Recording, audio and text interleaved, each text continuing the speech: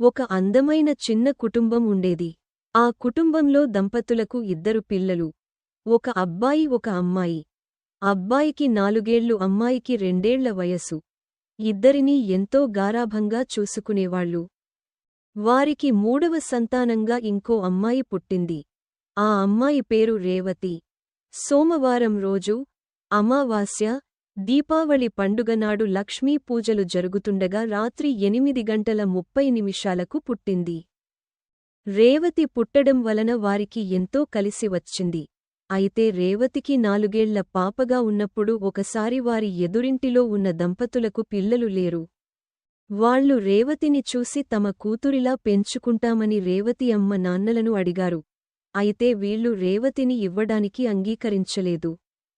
అందుకే పోనీలే, మాకు ఎలాగో పిల్లలు లేరు కాబట్టి రేవతిని బాగా చూసుకుంటాము అని రేవతిని బాగా చూసుకునేవాళ్లు.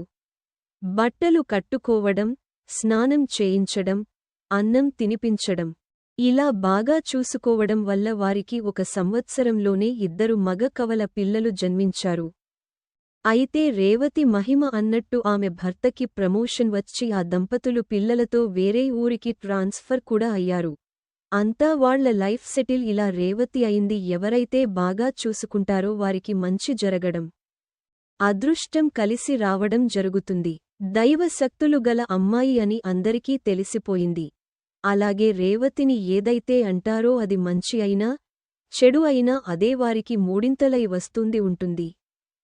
అలా రేవతి వాళ్ల అమ్మ రేవతిని చాలా బాగా చూసుకునేది.